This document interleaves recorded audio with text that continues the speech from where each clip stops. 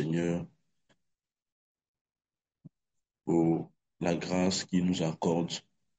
Nous allons lui dire merci pour sa fidélité.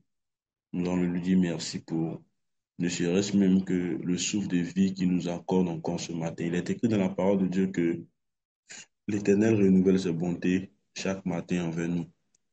Élève ta voix et commençons à dire merci à Dieu. Bénissons le Seigneur. Père, nous voulons te rendre grâce ce matin. Nous voulons te rendre grâce ce matin. Nous voulons te dire merci. Merci pour tout. Merci pour ta fidélité. Merci pour ton amour manifeste encore ce matin. Nous voulons, Père, ouvrir nos micros. Nous voulons élever la voix. Et Père, nous voulons te dire merci ce matin. Merci pour ta fidélité. Merci pour ta main sur nos vies. Merci pour tout ce que tu fais. La gloire et l'honneur te reviennent. Merci Saint-Esprit. Merci pour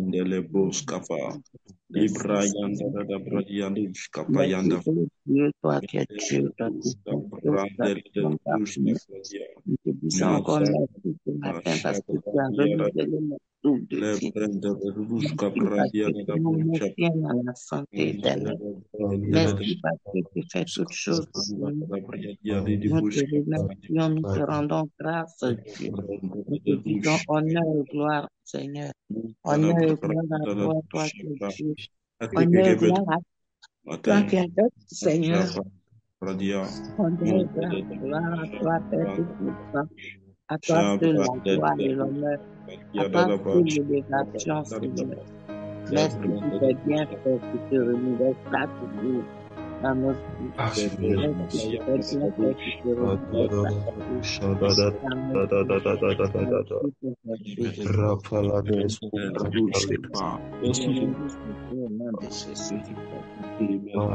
Merci pour ma famille spirituelle. Merci Saint-Esprit de Dieu. La gloire te revienne. Merci Saint-Esprit. Wow. Je ne sais pas si tu le réalises, mais Dieu a encore donné la force à tes membres. Je ne sais pas si tu le réalises, mais Dieu t'a encore sélectionné. Dieu t'a encore sélectionné parmi les personnes qui ont été élues pour la vie de cette journée. D'autres sont restés dans leur sommeil. D'autres se sont levés avec la maladie. D'autres se sont levés dans des difficultés respiratoires. D'autres se sont levés dans des difficultés musculaires. Mais à toi, Dieu a permis d'être sur pied avec force, vigueur et efficacité. Sois reconnaissant, soyons reconnaissants ce matin. Père, nous voulons te dire merci pour tout. Je te suis reconnaissant ce matin. Merci pour la santé, papa. Merci pour la santé. Merci pour la santé.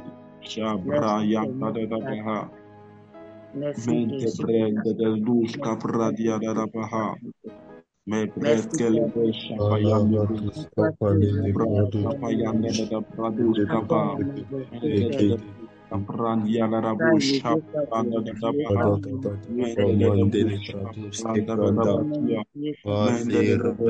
Dis merci à Dieu. Dis merci à Dieu ce matin.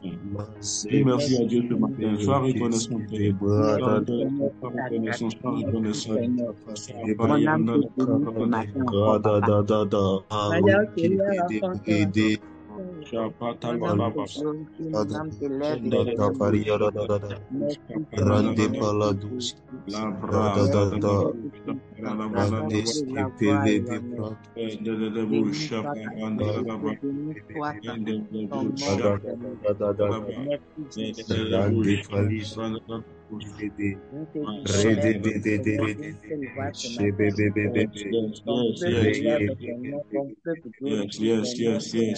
Yes.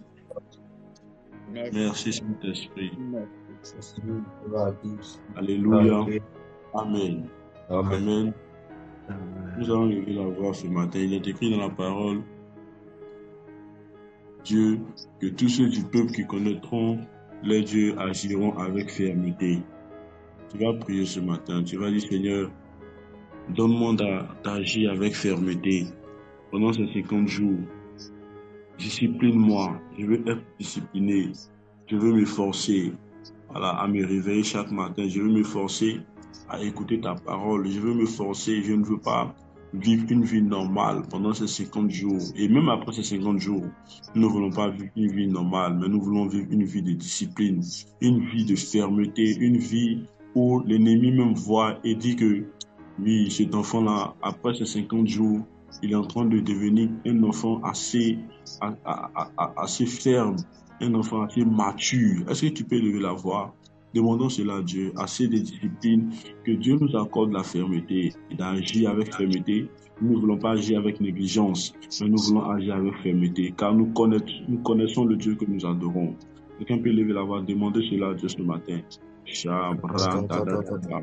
Mendus kapayande Shabra, da, da, da, kapayande buskita. Mendelia, da, da, da, da. Père, nous voulons éternel ami agir avec fermeté. Nous voulons que tu nous équipe à partir d'aujourd'hui, Père, à partir de ce jour, que nous voulons vivre ordinaire, que nous puissions agir, nous puissions vivre dans la discipline. Oh, Saint-Esprit de Dieu, Père, fais la gloire de ton nom. Oh Père, nous voulons expérimenter des choses nouvelles, nous voulons voir des choses nouvelles. Nous prions pour l'éternel. Puissant mon Père, oh Saint-Esprit, aide-nous à agir avec fermeté. Nous ne voulons pas agir avec nos nous ne voulons pas agir comme le monde lui vit dans le refroidissement. Mais nous voulons agir avec fermeté. Nous voulons agir dans ton feu. Que ton feu nous embrasse, afin que nous puissions agir avec fermeté, Père. Nous ne voulons pas agir d'une manière bizarre, d'une manière froide. Nous voulons, éternel les amis, agir dans ta discipline. Aide-nous, Saint-Esprit, à y parvenir. Dans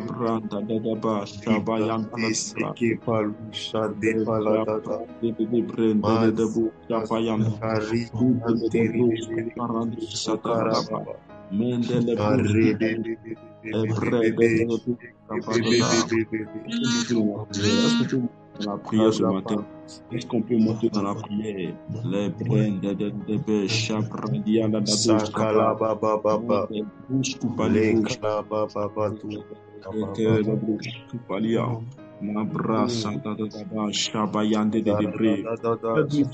aide-nous Seigneur Père, aide-nous à agir avec fermeté, aide-nous à agir avec fermeté, aide-nous à agir avec fermeté Père, aide-nous à agir avec fermeté Père.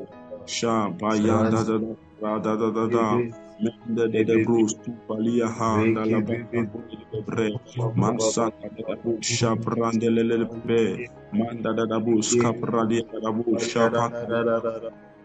Randa Parianda Sakaraba Baba.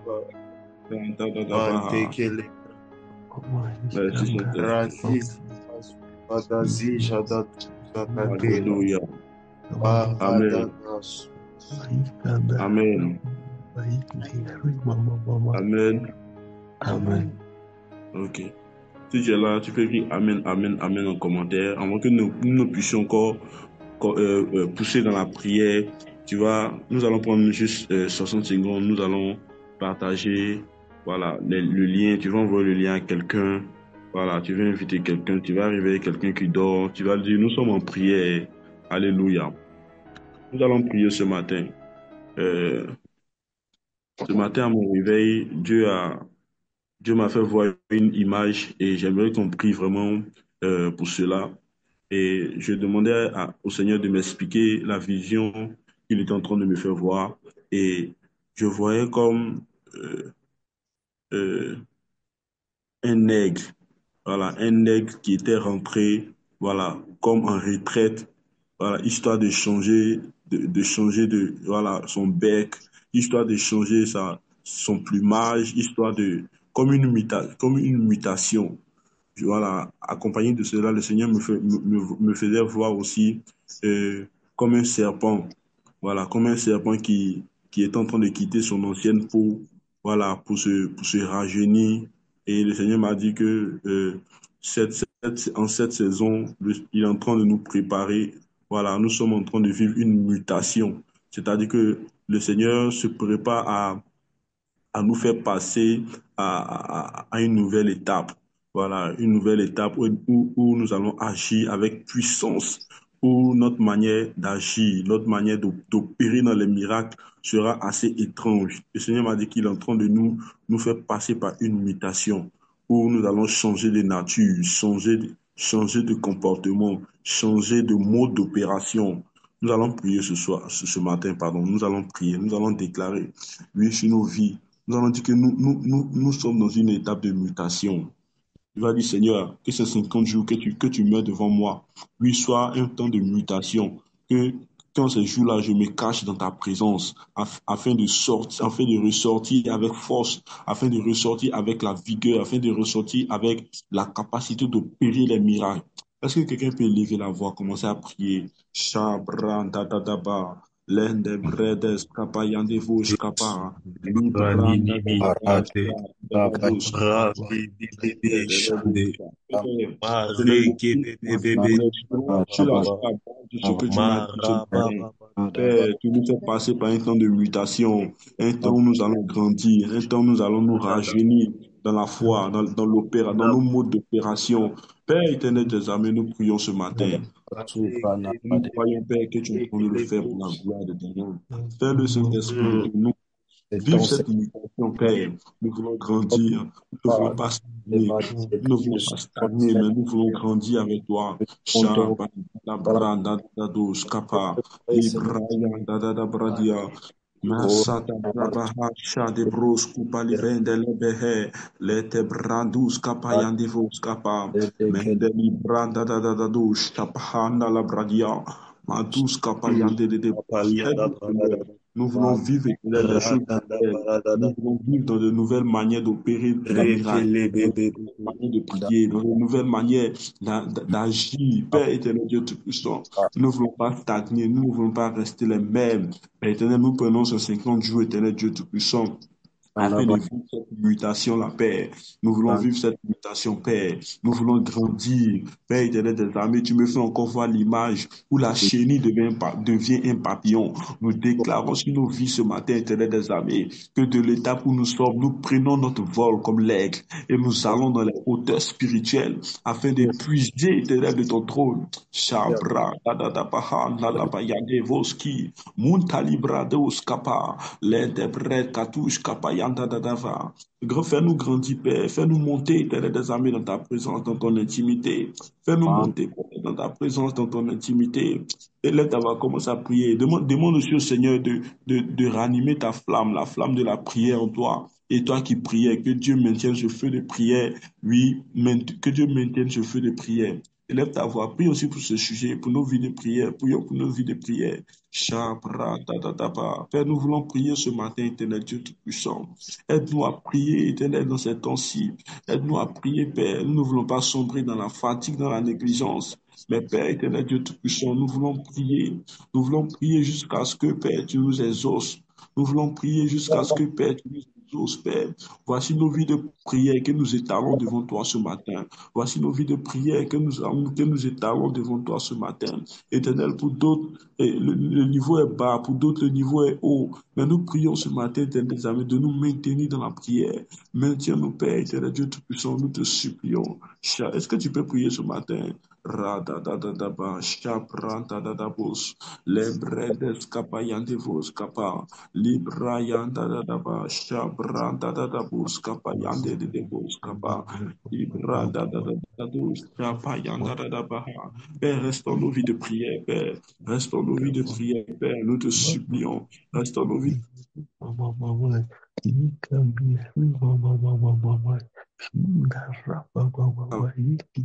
Est-ce que je prie ce matin? Mais c'est vrai, de bouche, kabayanta da bra, la branda da bouche, kapradia da ba.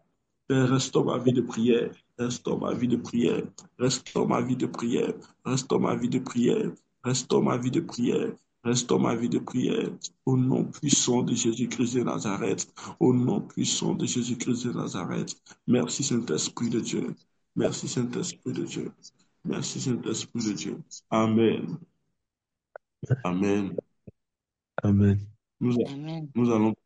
Nous allons prier ce matin. Il est écrit dans la parole de Dieu que toute chose que vous demanderez en mon nom dans la prière, vous le recevrez. Croyez que vous l'avez reçu. Nous allons prier ce matin. Nous allons dire, Seigneur, nous voulons un cœur enflammé pour toi. Nous allons répondre notre cœur devant le Seigneur. Nous allons dire, Seigneur, voici notre cœur devant toi. Façonne notre cœur. Prédispose notre cœur à ce réveil-là que tu nous fais vivre. Prédispose notre cœur au miracle que tu t'apprêtes à faire. Parce que Dieu s'apprête à faire de grandes choses avec nous. Si notre cœur, même nous-mêmes parfois, nous pouvons être l'obstacle au miracle que Dieu veut faire dans la vie de certaines personnes. Parce que parfois, nous prions pour des miracles et notre cœur même n'est pas prêt à supporter, à accepter les miracles que Dieu veut faire. Cela peut être un blocage, cela peut être un obstacle. Il va dire, Seigneur, je ne veux pas que mon cœur soit un obstacle aux miracles, aux choses extraordinaires que tu t'apprêtes à faire dans cette saison. Mais je veux un cœur qui comprend tes raisonnements. Je veux un cœur qui comprend ton mode de fonctionnement. Je veux un cœur qui agit selon ce que tu me dis. Je veux un cœur qui agit selon la capacité que tu as déposée dans nos vies, selon la capacité que tu veux faire, selon la capacité que tu nous donnes d'opérer dans cette saison. Je veux un cœur qui est disponible, un cœur qui va avec. Élève ta voix, commence à demander ce cœur-là au Seigneur. Un cœur humble, un cœur fidèle, un cœur consacré, un cœur digne de servir le Seigneur. Élève ta voix, prie pour ton cœur ce matin. Il est écrit dans la parole de Dieu que garde ton cœur que toute chose, car c'est d'elle que viennent les sources de la vie. Élève ta voix, commence à prier pour ton cœur. Que Dieu te donne un cœur disposé, que Dieu te donne un cœur qui comprend sa parole, un cœur qui agit dans la fidélité, un cœur qui est prêt pour les miracles que Dieu s'apprête à faire. Élève ta voix, élève ta voix. Chabra, da, da, da, ba, men, da, da, da, do. Père, voici ce matin, je te confie mon cœur. Éternel, voici mon cœur dans ta, je réponds mon cœur devant ta présence, Père. Et je déclare, éternel Dieu Tout-Puissant, de préparer et de disposer mon cœur au miracle que tu es en train de t'apprêter à faire. Oui, avec nous, après ces 50 jours, Père. Agis puissamment. Voici notre cœur que nous répondons devant toi. Shabra da da da ba han da da da dosh. Libra yanda da da ba. Mabra yande de bres. Kitalia van de lebre. Masha brada da da ba sa brande de bush kapayanda librande de be sha braza da da ba ha. Merci Saint-Esprit de Dieu Père. Merci Père pour ta fidélité. Masuta libro pa lende de bush shata da ba ba ba. Lende de bush brande da ba ba ba. Lende de bush brandi da bush kapayanda da ba. Dispose notre cœur, Père. Dispose notre cœur, Père. Dispose notre cœur, Père. Merci, Saint-Esprit, pour le travail que tu es en train de faire dans nos vies. Merci, Saint-Esprit, pour le travail que tu es en train de faire dans nos vies. Les debres kapayanda da bronzus kalia. Men debres kaparandos kapayandivas kintalibro sapayanda. Me brente de du chapra. L'ende de chapra da. Prie, prie, prie. Il est écrit dans la parole que Dieu illumine les yeux de nos cœurs. Seigneur, illumine les yeux de nos cœurs, que nos cœurs comprennent ta parole, que nos cœurs comprennent tes desseins, que nos cœurs soient disposés, Père, à ces miracles, à ces choses extraordinaires que tu veux faire, que tu es en train de faire déjà. Oui, durant cette conférence de réveil, ô Saint-Esprit de Dieu, agis puissamment, Père, afin que la gloire et l'honneur te reviennent, Père, au nom puissant de Jésus-Christ de Nazareth. Merci, Saint-Esprit. Amen. Tu vas prier ce matin. Tu vas prier pour l'atmosphère. Tu vas prier pour l'orateur du jour. Tu vas prier pour lui. Tu vas dire, Seigneur, utilise ton serviteur pour me parler ce matin. Utilise ton serviteur pour me parler ce matin. Nous sommes rassemblés autour de toi, devant ton trône ce matin pour écouter la voix. Et je crois que, bon, il est écrit dans le livre d'Apocalypse que j'ai entendu des voix sortir du trône. Je crois que Dieu va faire sortir une voix pour nous ce matin de son trône au travers de son serviteur. Moi, je crois cela. Et tu vas prier, tu vas dire, Seigneur, je suis disposé à écouter. Parle à mon cœur, parle à ma vie. Je te recommande ton serviteur qui va nous parler ce matin. Je te recommande l'atmosphère, que l'atmosphère soit disposée, que l'atmosphère soit favorable. Et là, d'avoir commencé à prier pour ce sujet. Père, nous te prions pour ton serviteur, l'apôtre qui nous enseigne ce matin. Oui, Père éternel, nous prions, Saint-Esprit de Dieu, d'agir, éternel, de là où il est, au Gabon, que tu puisses, éternel des armées, avoir ta main sur lui afin de nous parler. Parle au travers de ton serviteur, Père.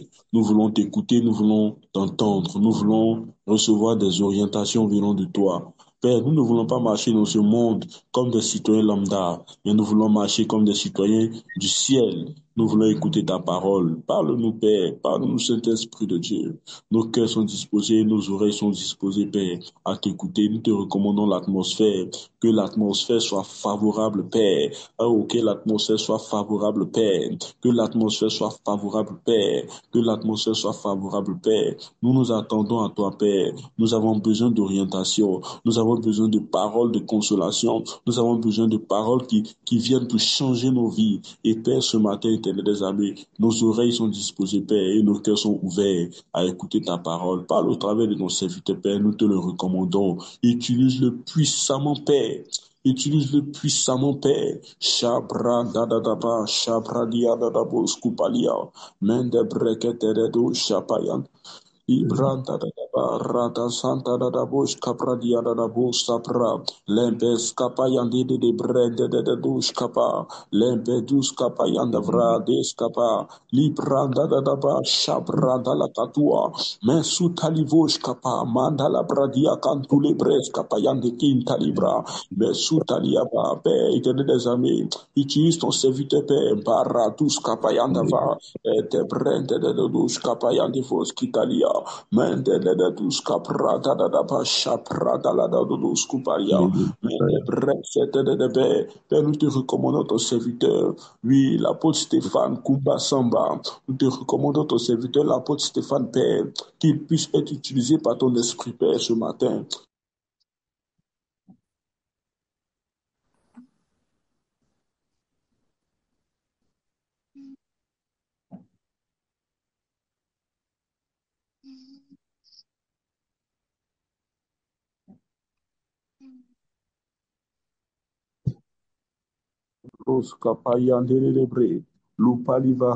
Merci Saint-Esprit pour ton serviteur. Merci Père éternel de ce que tu l'utilises puissamment. Fais que la gloire et l'honneur te reviennent au nom puissant de Jésus. Amen. Amen. Est-ce que quelqu'un est là pour dire Amen? Est-ce que quelqu'un est là pour écrire Amen, Amen, Amen en commentaire? Amen, Amen. Si tu es là, tu peux ouvrir ton micro et dire Amen. Tu peux écrire Amen. en commentaire Amen, Amen, Amen. Marquer ta présence. Alléluia. Est-ce que tu peux même mettre des flammes en commentaire? Est-ce que tu peux même mettre des flammes en commentaire? Alors, chauffons l'atmosphère, chauffons l'atmosphère. Est-ce que tu peux même mettre des flammes en commentaire? Voilà, pour dire au Saint-Esprit que nous sommes là, pour dire au Saint-Esprit que nous sommes disposés, nous sommes chauds, nous sommes là pour lui ce matin. Est-ce que tu peux mettre des flammes pour montrer au Saint-Esprit que nous sommes disposés à l'écouter ce matin? Alléluia. Et j'aimerais profiter pour laisser la parole de Dieu, la parole à l'homme de Dieu, notre Père spirituel, l'apôtre Arnold Bouillon. Voilà, ce papa assez aimant, ce papa assez mature. Nous avons un père mature. Certaines personnes ont des pères immatures et qui marchent dans l'immaturité. Mais nous, à nous, Dieu nous a fait la grâce d'avoir un père mature, un père qui nous aime. Et ce matin, je vais lui laisser la parole. Est-ce que tu peux acclamer le Seigneur? Voilà, dans tes commentaires, tu peux mettre des flammes, tu peux acclamer le Seigneur. Et nous recevons notre Père spirituel, l'apôtre Arnold Pognon, sous vos ovations, s'il vous plaît. Ah, Amen. Amen, amen, Amen. amen, amen. Merci, merci, merci, merci. Amen, papa. Amen, papa. Est-ce qu'on peut écrire en commentaire Amen pour tous les sujets de prière qu'on a adressés à Dieu ce matin? Écrire Amen en commentaire si tu crois que Dieu nous exauce. La Bible déclare que ce que tu demandes en prière, si tu crois l'avoir reçu, alors tu le vas s'accomplir. Nous croyons avant de voir. Le mécanisme de la foi nous oblige à croire avant de voir. Est-ce que on croit? Si tu crois, écris un Amen. Amen, qu'il en soit ainsi, qu'il soit fait tel que tu as dit, qu'il soit fait tel que tu as prié ce matin, que Dieu exauce chaque point de prière, ceux qui ont été explicitement énoncés, ceux qui ne l'ont pas été également, parce que Dieu, au-delà d'entendre nos paroles de nos bouches, il entend aussi les paroles de nos cœurs. Il dit, avant que tu demandes une chose, je sais ce dont tu as besoin. Est-ce qu'on peut dire Amen si on croit que Dieu est là et que Dieu nous exauce encore aujourd'hui? Alléluia, alléluia, alléluia. Amen, amen, amen, amen. Yes, gloire à Jésus, gloire à Jésus. Est-ce qu'on peut faire quelque chose, s'il vous plaît? Prenez le téléphone, appelle quelqu'un, il y a quelqu'un qui n'est pas encore réveillé, il y a quelqu'un qui est endormi, il y a encore beaucoup de frères et de sœurs qui sont pas là. Prends le téléphone, je t'autorise rapidement à prendre ton téléphone, à appeler, réveille-le, parce que si le téléphone sonne, il va se réveiller. Il laisse-lui un message, il lui connecte-toi, on va prier. Je sais que la fatigue de la journée, des journées de travail, etc. Pour ceux qui viennent à l'église aussi les soirs, les heures auxquelles on termine, et tout ça, excusez-moi, et tout ça. Voilà, donc prends le téléphone rapidement. Il y a quelqu'un que tu ne vois pas connecté, prends le téléphone, appelle-le, appelle-la rapidement et dis-lui de se connecter. Aujourd'hui, on a le privilège de recevoir quelqu'un de très important pour nous, pour moi personnellement, mais aussi pour l'Église, parce que depuis quelques éditions déjà, il nous bénit sur nos différentes plateformes en ligne et aujourd'hui, on va encore le recevoir. Donc, avant de le présenter formellement, je voudrais que s'il vous plaît que tu prennes le téléphone, appelle quelqu'un, réveille quelqu'un qui est là, enfin qui devrait être là, qui ne l'est pas encore. Fais ça vite, fais ça vite, fais ça vite. On peut monter encore, il y a encore de la place pour beaucoup de gens. Prends le téléphone, appelle, envoie le lien, partage, partage, partage. Ne fais pas que partager, appelle, appelle, appelle. Réveille quelqu'un. Je sais qu'on est tôt le matin. Je sais que c'est pas évident pour certains, mais vas-y, fais-le. Fais-le. À la fin, il te remerciera de l'avoir réveillé parce que je crois que Dieu va nous bénir encore aujourd'hui ensemble. Alléluia. Je te laisse faire ça pendant quelques instants. Je vais juste rappeler avant de présenter notre orateur de ce matin que nous sommes dans 50 jours de réveil. Initialement, nous avions, depuis plusieurs années déjà, 50 jours de revêtement de puissance où on priait pour un revêtement nouveau, on priait pour un nouvel équipement, pendant ces 50 jours entre la Pâque et la Pentecôte. C'est une instruction, que nous avons reçue depuis plusieurs années, que nous suivons, que nous respectons, malgré les formes que ça a pris toutes ces années à cause de nos conditions à l'église et tout ça. On avait soit en ligne, soit un tout petit peu ici et là, les vendredis, les matins, les soirs. En tout cas, tel qu'on pouvait, on s'adaptait. Aujourd'hui, enfin, cette année, on a une direction particulière par rapport aux choses que le Seigneur s'apprête à faire avec nous, mais pas seulement avec nous, mais aussi dans notre génération. Et on a une direction d'orienter nos 50 jours dans le réveil. Donc, désormais, on a 50 jours de réveil individuel, personnel, pour que le feu faisait pendant ces 50 jours, le revêtement de la puissance vienne sur nous, mais aussi de réveil global, collectif, corporatif en tant qu'Église, etc. En tant qu'Église de notre génération. Donc, pas aussi pour attendre le réveil, parce que on ne parle pas juste pour entretenir, on parle pour se préparer, on enseigne pour préparer l'Église. Quand on prépare une Église, on enseigne. Quand on veut la préparer à une réalité, on enseigne sur cette réalité. Et nous prenons donc 50 jours. Jésus, euh, avant de partir, après sa résurrection, avant de monter, il a pris un séminaire de 40 jours. La Bible déclare qu'il les enseigne sur les choses qui concernent le royaume de Dieu pendant 40 jours. Donc, il a pris le temps d'ouvrir le royaume pendant jours avec ses disciples avant de repartir. Donc, il y a des vérités sur lesquelles il faut prendre, s'arrêter, enseigner, ouvrir pour qu'on puisse les manifestations que Dieu s'apprête à relâcher. Et nous sommes là nous sommes déjà à la quatrième semaine. Nous sommes déjà à la quatrième semaine. Nous sommes déjà à la quatrième semaine. Et, euh, et, euh, et nous sommes là. Donc, tous les lundis, enfin, tous les jours, oui, qu'est-ce que je raconte? Tous les jours du lundi au vendredi, les matins, on initie sur nos plateformes pour les nations. APN, c'est une plateforme qu'on a tous les jours, même quand on n'a pas 50 jours et tout ça, tous les matins, on est déjà en ligne. Mais on s'adapte donc à ces 50 jours-là, on entre, on se fond dans le programme. Donc, tous les matins, tous nos frères et sœurs de partout à travers le monde, on est connectés les matins pour la matinale, APN. Et à ce effet, je veux dire, bon, pour ceux qui sont sur notre plateforme APN, vous avez dû remarquer qu'on a scindé la plateforme principale en plusieurs sous-groupes, donc en fonction de votre zone d'habitation, de votre région du monde. Donc, Amérique et Caraïbes, tout ça, donc tous ceux qui sont un peu dans cette zone, vous savez, donc on peut se regrouper là-bas. Tous ceux qui sont En Côte d'Ivoire, il y a une plateforme APN Côte d'Ivoire. Tous ceux qui sont en France, il y a une plateforme APN France. Et je pense aussi, c'est pas le dernier, tous ceux qui sont Afrique centrale, donc il y a une plateforme APN Afrique centrale, donc Gabon, Congo, voilà, et tout le reste. En fonction des nationalités, des zones qui étaient représentées, on a scindé. Donc vous êtes déjà dans la plateforme centrale, vous pouvez aussi intégrer les groupes en fonction de votre zone d'habitation, parce que juste après les 50 jours, on va commencer à travailler aussi en fonction de ces différentes zones. Je veux dire aussi à tous ceux qui sont sur APN France qu'on aura une grande rencontre ce dimanche soir. Donc, vous allez avoir l'information dans votre groupe. On a notre deuxième rencontre déjà parce qu'on avait la première rencontre, on était presque une quarantaine. Voilà, déjà beaucoup de gens aussi qui n'ont pas pu se connecter. Donc, on a vraiment été surprenamment. On va avoir une APN France ce dimanche à partir de 19 heures d'Abidjan, je pense. Donc, vous allez avoir l'info pour nous. On est en train de préparer aussi avec APN France. Je suis en train d'écrire un livre que j'ai intitulé euh, France Terre de réveil. Donc, on est en train de retracer l'histoire de certains réveils qui ne sont pas explicitement énoncés parce que quand on a Azusa Street, il y a le machin, tout ça, on a parfois des réveils américains, anglo-saxons et parfois les réveils parfois on n'en raconte pas assez l'histoire.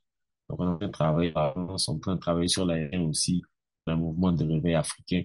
Donc, on aura une grande rencontre ce dimanche soir par nous. Vous allez avoir l'info dans votre groupe dans le courant de la journée ou même matin. Voilà, donc soyons connectés, on va prier ensemble.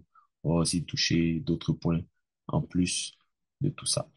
Et tous les soirs, on est à l'église live et les vendredis, on a veillé. Les sont inscrits. Donc, on maximise vraiment pour pouvoir sortir 50 jours avec le maximum de ressources, d'équipements sur la matière que nous sommes en train d'étudier. Vous savez, les choses de Dieu, il faut bien les faire. Quand on fait les choses de Dieu, il faut être focalisé, il faut être engagé. Et on s'est vraiment engagé pendant ces 50 jours à être bénis ensemble. Aujourd'hui, j'ai le privilège de recevoir quelqu'un qui m'est cher. C'est quelqu'un qui fait partie des gens de mes connexions ministérielles les plus importantes. On a eu la faveur de se rencontrer sur un programme en ligne, en commun. On est invité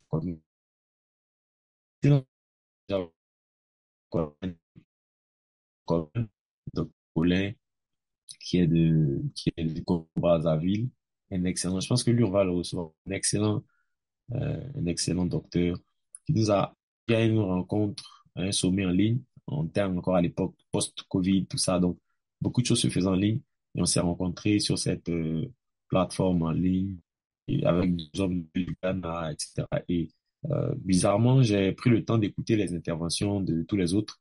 Voilà, pareil, tu parles, puis te t'occupes pas de ce que les autres disent. Mais il y avait vraiment cet esprit de complémentarité. J'ai vraiment aimé les interventions qui étaient là. Les interventions étaient vraiment très équipées. Mais au-delà de tout ce que j'ai été béni d'entendre pendant cette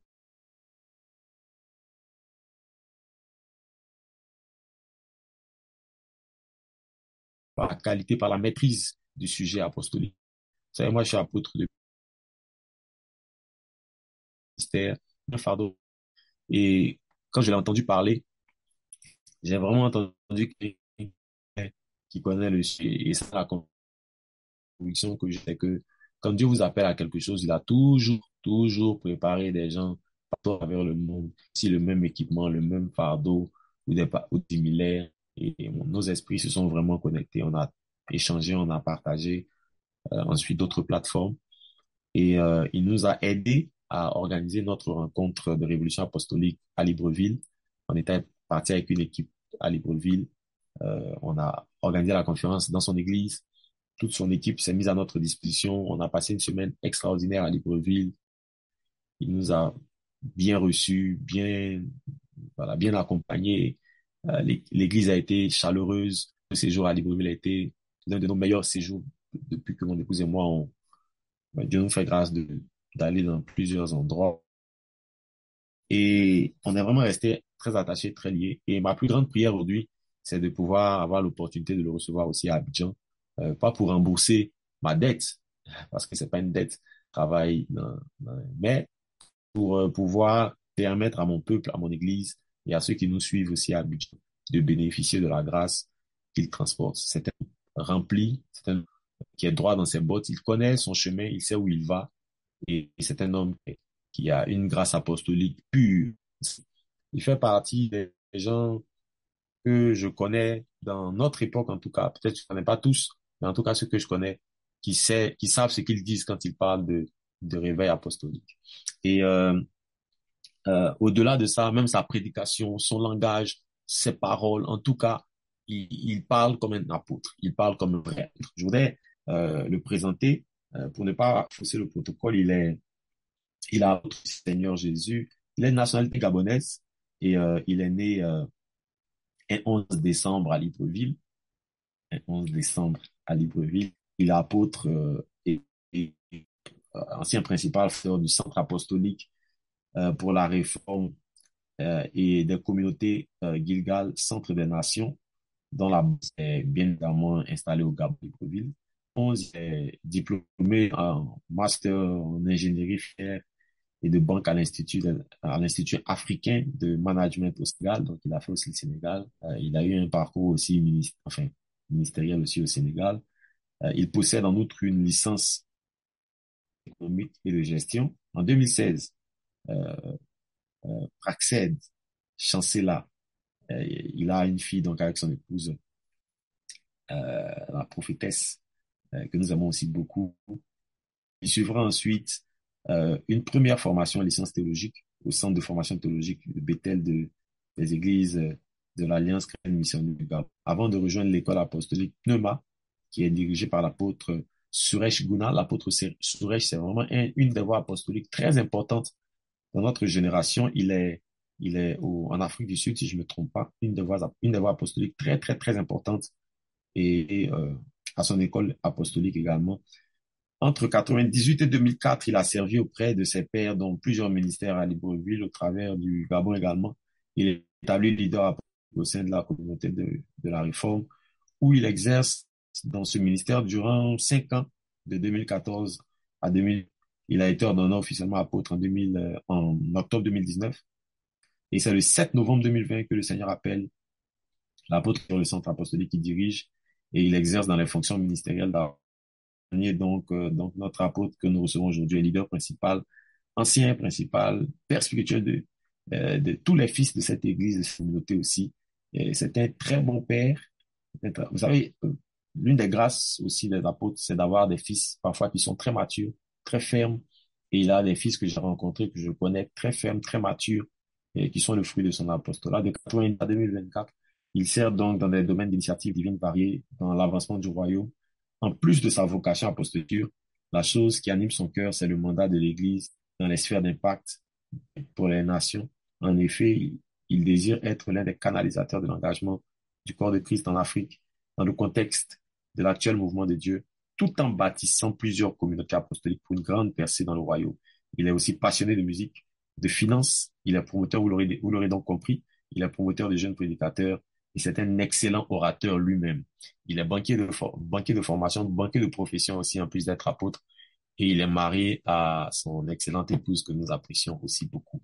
Je voudrais, s'il vous plaît, que vous puissiez, la présentation a été, valait la peine parce que l'orateur est de taille. Je voudrais qu'on puisse recevoir, s'il vous plaît, en acclamant le Seigneur, l'apôtre Stéphane Kumba Samba du Gabon, pendant qu'il prend la parole pour nous bénir ce matin. Apôtre, tu as toute la parole. Merci. Merci beaucoup. Bonjour à tous. Je vais particulièrement saluer l'apôtre Arnold Bognon et son épouse. Merci vraiment, maman Noélie Bognon, pour la confiance à tous les leaders, à tous les fils, euh, de pouvoir me permettre de pouvoir m'exprimer en quelques minutes aujourd'hui, demain et après-demain, par la grâce de Dieu, dans ce programme de 50 jours. Je rends grâce à Dieu l'amitié, la connexion avec votre père, l'apôtre Arnold Bognon, voilà, que je connais aujourd'hui depuis plusieurs années. Nous discutons beaucoup, nous échangeons énormément sur le royaume de Dieu, mais partage aussi souvent ses projets et je rends grâce à Dieu pour cela. Merci pour le travail que vous êtes en train d'abattre, non seulement en Côte d'Ivoire, en France, au Congo, dans des différentes nations dans lesquelles Dieu vous permet de pouvoir vous déployer pour l'avancement de son royaume. Je suis vraiment très heureux de pouvoir partager avec vous durant ces quelques jours la chose que Dieu a mis dans mon cœur concernant les instruments de réveil. Les nouveaux instruments de réveil, c'est la thématique générale. Et j'aurai l'occasion, pendant ces quelques jours, de partager avec vous quelques aspects liés à la différence entre le réveil, le renouveau et l'éveil. Parfois, on peut confondre le réveil au renouveau. Parfois, l'éveil peut être confondu au renouveau. Parfois, le renouveau peut être confondu au réveil. C'est des concepts qui tendent un peu à être similaires, mais il y a des grandes différences. Parfois, quelqu'un peut dire, je vis un réveil. En fait, il ne vit pas un réveil, il vit simplement un renouveau. Parfois, il y a d'autres personnes qui disent, je vis un renouveau. En fait, elle ne vit pas un renouveau. Il y a simplement ce qu'on appelle un éveil de conscience, un éveil spirituel. Donc, il y a vraiment des différences, quoi qu'il y ait des points de similitude à certains niveaux. Mais il y a des grandes différences entre le réveil, le renouveau et l'éveil. Je crois que vous avez déjà reçu énormément de vérités sur le réveil. Ça va continuer durant les jours qui vont suivre mon intervention. Et j'aimerais vraiment que chaque aspect qui est libéré fasse l'objet de la construction stratégique. Bâtir cela avec l'Esprit de Dieu. J'étais en train de faire à l'époque, je faisais une étude un peu sur la manière à laquelle les hommes ont bâti les systèmes de Dieu, notamment le temple. Rappelez-vous que le premier temple a été bâti par Salomon, le fils de David. Il bâtit ce temple et ensuite, ce temple va être brisé, renversé, détruit par Nebuchadnezzar ou Nebuchadnezzar selon certaines versions, 586 avant Jésus. Ils viennent, et Jérémie prophétise d'ailleurs à cet effet, et je laisse l'histoire un peu biblique, et tout est détruit maintenant. Et 70 ans après l'accomplissement des paroles prophétiques, le royaume de Juda, parce que vous savez qu'Israël va connaître un schisme, une division. À cause du péché de Salomon, Dieu dit, bon, écoute, comme ton père David a servi au dessein de Dieu, pour respecter mon alliance avec David, je ne veux pas permettre à ce qu'il y ait la division du royaume maintenant. Toi, tu termines ton règne, tu meurs. Après, je vais diviser ce royaume. Salomon a un fils appelé Roboam. Roboam arrive, il écoute les conseils des jeunes hommes, et puis voilà, le royaume est divisé, une partie au nord. Donc, on a Israël avec la capitale, la Samarie, et une partie au sud. D'accord? Et Jérusalem avec pour capitale Juda. Donc, nous avons maintenant ici deux royaumes, un au nord et un au sud. Et donc, c'est le royaume du sud qui est finalement amené en captivité à Babylone. 70 ans après, ils reviennent. Je vais toucher un aspect avant de poser pour aujourd'hui quelques bases qui vont nous permettre de pouvoir surfer demain et après-demain sur un certain nombre de vérités concernant le réveil. Et lorsqu'ils reviennent, nous avons première vague qui revient, deuxième, au fur et à mesure, ils reviennent par vague. Nous avons les Néhémie, nous avons Esdras qui vont revenir. Esdras vient d'abord avec la restauration du système d'adoration, du système du culte. Et ensuite, on a la vague de Néhémie qui constate que le culte, le système d'adoration est restauré, mais les portes posent problème. Les murailles sont tombées. C'est pourquoi on peut avoir au sein des communautés ou des structures communautaires un bon système d'adoration, mais cela ne signifie pas qu'en réalité le système de Dieu est bâti. Parce que bâtir le système, ce n'est pas simplement bâtir le système d'adoration, le système du culte, des bons cultes ne garantissent pas nécessairement que nous sommes en train de bâtir le royaume. Donc, le culte est bâti. Esdras était un scribe. Il bâtit les choses, il restaure la loi de Dieu, mais ce n'est pas l'architecture qui est dans l'esprit de Néhémie. Pour comprendre qu'au-delà des cultes, au-delà de tout ce qui est construit, système qui est construit, les portes sont importantes, les systèmes pour sécuriser la ville est important. Et donc, ils vont rebâtir ces choses-là. Et nous voyons que dans le livre d'Agée, le prophète, il parle des maisons lambrissées et toutes ces choses, mais il va indiquer une chose en parlant de la gloire de la seconde maison qui sera plus grande que la première. Et nous savons que ceux qui vont permettre de reconstruire le second temple, il y a ici un homme appelé Zorobabel. Il est gouverneur. Donc, ça parle ici de l'onction gouvernementale. C'est la raison pour laquelle il y a une différence entre l'Église et le royaume. L'Église n'est pas le royaume de Dieu. L'Église, c'est l'agent, c'est un système, c'est l'entité de Dieu qui permet l'expression du royaume de Dieu sur la terre. Pour que Dieu permette à ce que son royaume s'exprime sur la terre, Dieu va bâtir une entité qu'on appelle Église. Et il va bâtir cette entité qui va opérer dans les structures de la terre avec la philosophie du royaume, mentalité du royaume, avec les ressources du royaume pour permettre à ce que le royaume de Dieu maintenant s'établisse sur la terre au travers de ce véhicule, je vais dire même le vaisseau, le canal par lequel le royaume de Dieu s'est établi sur la terre. Et pour revenir sur Zorobabel, maintenant il devient le bâtisseur, il devient celui qui a les plans pour bâtir. Et d'ailleurs, le prophète Zacharie voit une manière à laquelle Zorobabel est en train de bâtir les choses. Et il dit que je vois le fil à plomb. Ça signifie, je vois l'outil qui permet de pouvoir bâtir avec précision. Ça signifie que le mur du temple ne doit pas être tordu. Je vois comment les murs sont en train de monter avec précision.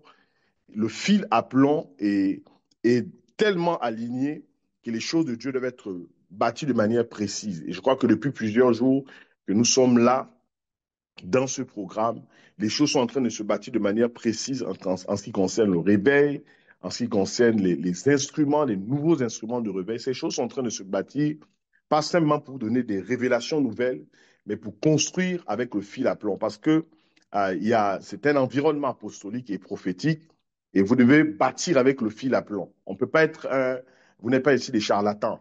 On bâtit avec le fil à plomb, on bâtit avec la mesure. Vous montez les systèmes de Dieu, cela doit être droit. Le mur ne doit pas être penché. Le tout, ce n'est pas de monter des choses, mais des choses doivent être montées avec précision et exactitude. Et nous voyons que Zorobabel bâtit, il y a des recommandations apostoliques, il y a un plan architectural, les choses sont en train de monter au fur et à mesure, les choses montent, la maison de Dieu est en train de monter. Mais l'une des choses sur laquelle j'aimerais insister avant de toucher et de poser les bases de ce que j'aimerais partager pendant les 3 jours, c'est que, est-ce que vous savez que ce que Zorobabel bâtit, il y a un problème? Écoutez, Zorobabel bâtit et Dieu regarde la structure que Zorobabel bâtit. J'étais là, je suis un esprit. Et Dieu dit à Zorobabel, pourquoi Dieu dit, ce n'est ni par la force, ni par la puissance, mais c'est par mon esprit que cette montagne se déplacera. Il y a des oppositions, mais cette parole n'est pas seulement liée aux oppositions, parce que souvent on prend ce texte et on pense que le texte fait simplement allusion et référence aux oppositions, au diable, aux Samaritains, au système satanique. Non, en fait, quand Dieu regarde la structure, l'esprit, écoutez très bien, ce que Zorobabel est en train de bâtir, le temple qui est bâti par Zorobabel et tous ceux qui sont des ouvriers, portent l'esprit de ces hommes. Là, il y a un problème. En fait, quand Dieu regarde la manière à laquelle, je vais le dire comme ça, la manière à laquelle la structure est en train de monter, il voit un esprit qui n'est pas l'esprit de Dieu. Il voit un esprit humain. Ça signifie qu'on peut bâtir les choses avec un esprit humain. C'est pourquoi Dieu dit il dit, ce n'est ni par la force, ni par la puissance, mais par mon esprit. En d'autres termes, Zorobabel était en train de bâtir une structure qui portait son nom. Une structure qui portait son esprit, un esprit humain, qui n'est pas un esprit de Dieu. Et Dieu voit cet esprit dans la structure. Et Dieu dit non, ce n'est ni par la force, ni par la puissance, mais par l'esprit. Donc je vois dans la manière de bâtir les choses la force humaine. Je vois dans la manière de bâtir les choses l'esprit humain, un esprit humain. Je vois l'esprit de Zorobabel. Mais Dieu dit, je vais retirer cet esprit et je vais implémenter dans le système, pas les murs, pas les pierres, mais je vais implémenter mon esprit. Il dit à Zorobabel, arrête de bâtir comme tu es en train de bâtir. Tu bâtis avec des stratégies humaines, tu bâtis avec des réflexions humaines. Je vais dire, ce n'est ni par la puissance, ni par la force, mais par le Saint-Esprit. En réalité, tout ce que nous bâtissons ne doit pas avoir l'esprit humain. Tout ce que nous sommes en train de faire ne doit pas avoir un esprit humain. L'esprit humain, c'est la marque de l'homme déposé. C'est la raison pour laquelle Dieu est venu confondre le système de la tour de Babel, parce que ce système portait l'esprit humain d'un homme appelé Nimrod. Nous sommes en train de bâtir et nous voulons que cela ne porte pas l'esprit humain, mais nous laissons la puissance du Saint-Esprit. Nous laissons l'empreinte du Saint-Esprit. Nous laissons que l'Esprit de Dieu vienne implémenter tout ce que nous sommes en train de bâtir dans le contexte de ce programme. Et je voulais insister sur cela, parce que tout ce que Dieu bâtit porte un esprit. Tout ce que Dieu bâtit porte un esprit. Et l'esprit, dans les temps de la fin, tout ce que nous bâtissons doit porter l'esprit de Dieu. Amen. Tout ce que nous bâtissons doit porter l'esprit de Dieu. Lorsqu'un esprit humain prend la place de l'esprit de Dieu, cela devient une chose compliquée. Et c'est la raison pour laquelle, dans le contexte des réveils, les réveils, la chute des mouvements de réveil, c'est généralement lorsque l'esprit de Dieu est remplacé par l'esprit humain. Vous verrez que je pense que l'apôtre et les autres serviteurs de Dieu qui sont venus après, au fur et à mesure, les servants de Dieu ont parlé de cela, les mouvements des réveils, les instruments de réveil. Et vous verrez que, peut-être demain, j'en parlerai un peu sur l'histoire de l'Église. Et nous verrons, et vous voyez que les mouvements de réveil ont été contaminés par l'esprit des hommes. C'est généralement les esprits humains qui viennent en lieu et place de l'Esprit de Dieu pour commencer à bâtir les choses. Et lorsque l'Esprit humain prend la place, l'Esprit de Dieu se retire. Puisse Dieu permettre à ce que son esprit ne soit pas retiré de ce que nous sommes en train de bâtir. Puisse Dieu maintenir des dynamiques de réveil, des dynamiques puissantes de réveil, que ce soit en Côte d'Ivoire, que ce soit en France, que ce soit au Congo, que ce soit, je ne sais pas, peu importe le territoire, là où vous écoutez ce matin, que Dieu fasse que son esprit ne soit jamais retiré. Nous ne voulons pas bâtir des temples, des communautés, des systèmes à www.zorobabel.com. Nous voulons refuser ces systèmes. Écris avec moi, nous refusons les systèmes www.zorobabel.com. Même en lieu et place de Zorobabel, mets ton nom. C'est-à-dire que quand Dieu frappe sur le lien, c'est ton nom qui sort. Il frappe sur la manière à laquelle le peuple doit être conduit. C'est le nom de l'apôtre, c'est le nom du prophète, c'est le nom du pasteur. Le peuple devient le peuple de l'apôtre, le peuple du pasteur, le peuple du prophète. Le réveil devient le réveil de l'homme de Dieu. Et à partir du moment où le réveil devient ton réveil, qu'est-ce que Dieu a fait? C'est ton affaire. C'est ton affaire. C'est pourquoi Dieu dit à Zorobabel, attention, ce n'est ni par la force, ni par la puissance. Je suis en train de remarquer que ce temple-là, ce système-là, c'est vraiment toi. Je n'ai aucun intérêt à l'intérieur, alors je me retire. Dieu est en train de parler à quelqu'un. Dieu est en train de parler réveil 2.0. Nous voulons bâtir des choses où Dieu est content. Nous voulons réjouir le cœur de Dieu ce matin. Merci Seigneur pour ces moments. Merci Jésus. Nous ne voulons pas bâtir les www.charlienathalie.com. Quand Dieu frappe dessus, il ne trouve aucun intérêt, Dieu se retire. Donc, il y a une différence entre le réveil, le renouveau et l'éveil. Il y a une grande différence. Il y a des points de similitude, mais il y a une grande différence. Je vais juste poser cela ce matin et demain, je parlerai un peu, on rentrera un peu dans les points forts du réveil, les points de renouveau, le point d'éveil. Écoutez très bien.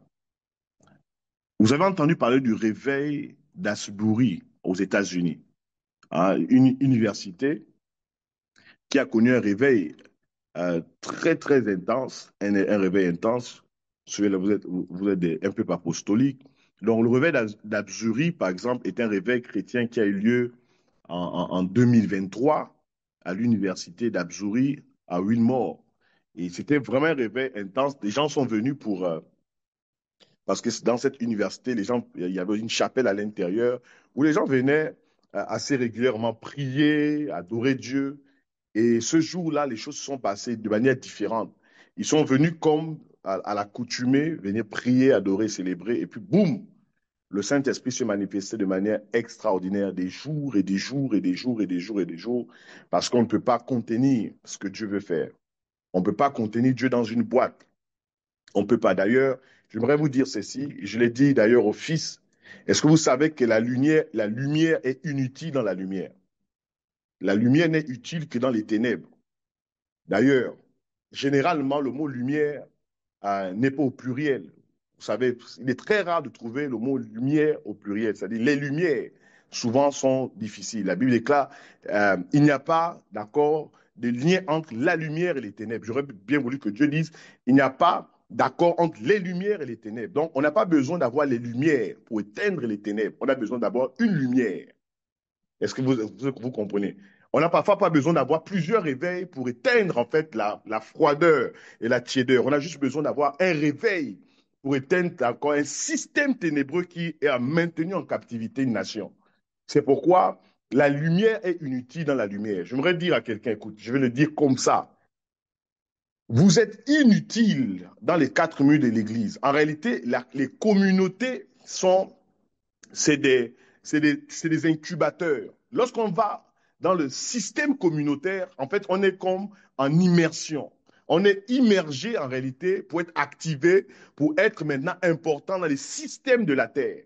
Sinon, en communauté, c'est un incubateur. On vient, on apprend des choses, on est activé en vue de pouvoir faire le ministère. Mais chaque dimanche, combien de lumières sont concentrées dans la lumière? Combien? 200, 300, 500, 1000 personnes, on est là.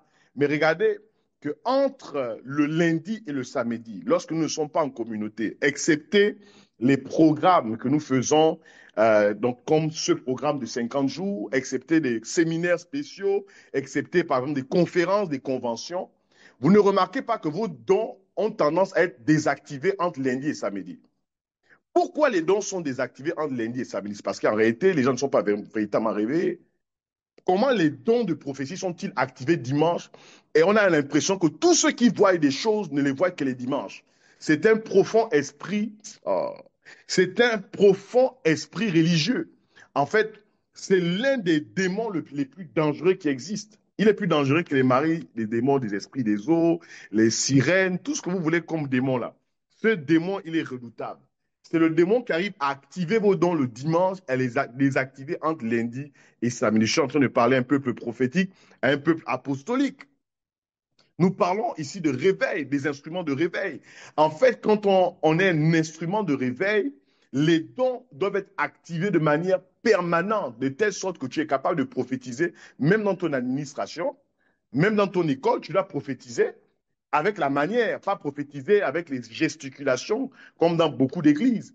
Parce que j'ai l'impression que Dieu est bègue. Parce que quand on donne une prophétie, on doit d'abord dire je. Non, on peut donner une parole prophétique en étant lucide. Tu donnes une parole prophétique à ton directeur en étant lucide. Monsieur le directeur, à ce que Dieu me dit de vous dire de la part du Seigneur, avec la lucidité, la précision, le respect, sans gesticuler, avec la cohérence. Et c'est ce que Dieu veut. Mais regardons comment nos dons sont comprimés dans les salles les dimanches. Et lorsqu'on sort de ces salles, il n'y a plus rien. Parce que le réveil ne peut pas être contenu dans une salle le dimanche. Elle ne peut pas. Vous avez remarqué que lorsqu'il y a explosion, lorsqu'il y a réveil, je vous dis la vérité, ça touche les systèmes de la terre. Lorsqu'il y a réveil, les politiques sont bousculées. Lorsqu'il y a réveil, le système économique est touché. Quand il y a réveil, le système social est touché. Quand il y a réveil, le système environnemental. Quand il y a réveil, le système même académique est touché. C'est les bouleversements structurels. C'est sismique, un réveil. Est-ce que je suis en train de parler à un peuple ce matin? C'est la raison pour laquelle je disais la lumière est inutile dans la lumière. C'est comme le sel qui est concentré dans une partie de la marmite. Si tu n'as pas tourné la marmite, En réalité, le sel ne sert à rien. Tu l'as concentré quelque part et lorsque tu vas manger, c'est très désagréable parce que simplement nous avons concentré un élément qui était censé apporter la saveur de la nourriture, nous l'avons concentré quelque part. Lorsque les églises, lorsque des structures qui sont censées être des structures du royaume pour libérer des réveils dans les nations, ne se concentrent avec force et énergie que les dimanches et que entre lundi et samedi, les sphères de la nation, les structures, les ethnos sont pris en captivité par les francs-maçons, par les rosicruciens, par des antichambres, par des traditionalistes, parce que c'est eux qui s'affirment. Aujourd'hui, les traditionalistes s'affirment en tout et pour tout, dans toutes les sphères. Est-ce que vous savez qu'aujourd'hui, de plus en plus, des systèmes qui étaient des choses qui étaient dans le domaine des ténèbres. Vous savez que en ce qui concerne la franc-maçonnerie, les loges et autres, toutes ces classifications-là, c'était des gens qui opéraient dans les ténèbres. Ils se sont rendus compte, même Satan s'est rendu compte qu'il faut un réveil à son niveau. Mais c'est l'Église qui est restée en fait arriérée en ce qui concerne le fait qu'il concentre toutes les activités, toute l'énergie est concentrée dans une salle le dimanche. Et les gens sont incapables de faire bouger les lignes en semaine, incapables de faire bouger les lignes le lundi, incapables de faire bouger les lignes le mardi. Nous voulons que cela change. Nous voulons que cela change. De plus en plus, vous verrez que même dans les stratégies des groupes ésotériques, de plus en plus, ils opèrent maintenant dans la lumière. On a l'impression maintenant que les ténèbres viennent opérer pour influencer la lumière. Alors que c'est la lumière qui doit aller dans les ténèbres viennent dans la lumière. Il faut que ça change. Il faut que ça change. Et nous voyons dans le contexte de ce réveil que les choses ont bougé aux États-Unis. Est-ce que vous savez que le réveil d'Asbury a impacté tellement la nation que des grandes chaînes de télé comme les CNN en ont parlé? Parfois, des bouleversements, des petites agitations dans nos communautés. C'est une petite radio du quartier, d'accord, qui n'est même pas écoutée par, je ne sais pas, même pas par 100 personnes, c'est la petite radio-là qui en parle. Il faut que maintenant, dans le contexte de révolution apostolique, lorsque les choses sont bâties, il faut que la chaîne nationale en parle. Ah. Il faut que les choses que nous bâtissons dérangent les pouvoirs publics. C'est là où vous sentez que la lumière est en train de jouer son rôle. Étudiez tous les réveils qu'il y a eu, comme l'apôtre le disait tout à l'heure, vous verrez que les réveils ont bouleversé même celui qui est assis sur le trône. Parce qu'il y a une différence entre l'autel et le trône. Le trône est nourri par l'autel. C'est pourquoi toute personne, tout chef d'État, par exemple, qui vient au pouvoir, ou tout roi qui vient au pouvoir, est nourri par un autel. Mais là, ça dépend de l'autel. Nous pouvons choisir de pouvoir d'alimenter l'autel, disons le trône de la nation, par ce que nous sommes en train de bâtir dans le contexte du royaume, ou laisser simplement les systèmes ténébreux nourrir le trône. Parce que tout trône est nourri par un autel. Tout trône, tous les trônes sont nourris par un autel. C'est comme ça que le trône de Dieu est nourri par l'autel de la grâce. Et les trônes sataniques sont nourris par des autels sataniques. Et lorsque Dieu permet des réveils, c'est pour nourrir aussi l'autel. Et Dieu veut nourrir l'autel des nations, l'autel. Dieu veut nourrir la présidence. Dans quelques mois, la Côte d'Ivoire rentre aussi en élection présidentielle. Je pense que le thème est très important, calibré par rapport à ce que Dieu fait aussi dans la nation. C'est très important de comprendre aussi qu'est-ce que Dieu fait, quels sont les enjeux de la nation en lien avec les intentions divines. Comment nous nourrissons le trône? Comment nous sommes en train de nourrir le trône? Nous le nourrissons comment? Parce que laissez-moi vous dire que pendant que l'Église est en train de batailler par rapport à ce programme de 50 jours, laissez-moi vous dire que parallèlement, le monde des ténèbres aussi est en train de batailler. Peut-être qu'eux, ils en auront même 100, peut-être 150, peut-être 200, je ne sais pas. Maintenant, qui nourrit en fait le trône? C'est pourquoi il faut un peuple réveillé. Le trône est nourri par l'autel. c'est l'autel. C'est pourquoi vous verrez, euh, pour ceux qui ont suivi un peu quelques extraits de l'investiture du chef de l'État gabonais, dans le contexte où nous sommes entrés dans la Cinquième République, vous savez qu'il y a un événement qui a heurté la sensibilité de beaucoup de personnes.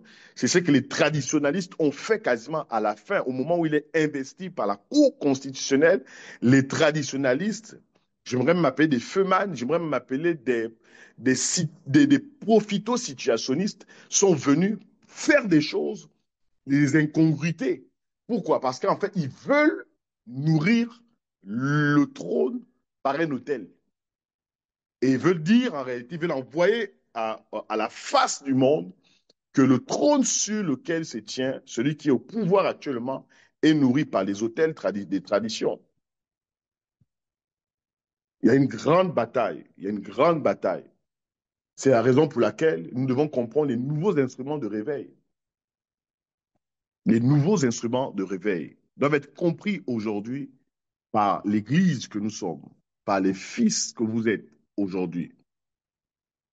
Alors, c'est quoi un réveil? Le réveil, c'est quand Dieu publie une œuvre spéciale de grâce qui révèle sa puissance et sa présence parmi les fils de Dieu, les chrétiens, si vous le voulez. Je vais reprendre. Le réveil, c'est quand Dieu publie une œuvre spéciale de grâce qui révèle sa puissance et sa présence parmi les chrétiens. Le mot, on parle des revivalistes, hein, un revival, on parle de quoi ici? C'est de ramener à la vie quelque chose, d'accord, qui est d'abord en vie. En fait, le réveil ne ramène pas à la vie une chose qui n'existe pas. Le réveil ramène à la vie une chose qui existe déjà. Je vais expliquer cela. Je reprends. Vous avez reçu certainement plusieurs définitions qui sont des très bonnes définitions du réveil. Je viens simplement compléter les éléments qui ont déjà été donnés. Le réveil, c'est quand Dieu publie une œuvre spéciale de grâce qui révèle sa puissance et sa présence parmi les chrétiens, parmi les fils de Dieu. Tout le monde me suit ici. Le mot raviver signifie ramener à la vie. Par conséquent, le réveil, ce n'est pas amener les gens qui sont païens à l'église. En fait, le fait que le salut soit associé au réveil n'est qu'une conséquence du réveil. Sinon, le réveil, ce n'est pas nécessairement que les gens soient sauvés. Est-ce que quelqu'un écoute ici? On peut avoir un réveil sans conversion.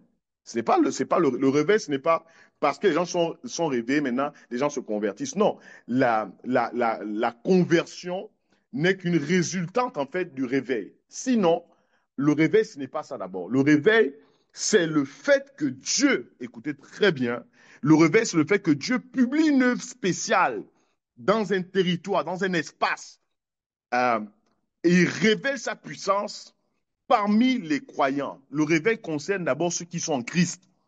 Parce que ceux qui ne sont pas en Christ, en fait, dans le domaine de l'esprit, ceux qui ne sont pas en Christ, en réalité, ne vivent pas. Pour Dieu, ils n'existent même pas. Ça peut choquer quelqu'un. Donc, quand on dit réveiller, ça signifie ramener à la vie. Ça signifie qu'en fait, Dieu est en train de prendre des gens qui vivent, qui se sont endormis certainement pendant un temps, et Dieu les ramène en fait à la vie. C'est ça le réveil. Le réveil concerne en fait ceux qui vivent déjà. Le réveil ne concerne pas ceux qui ne sont pas en Christ. Dans le contexte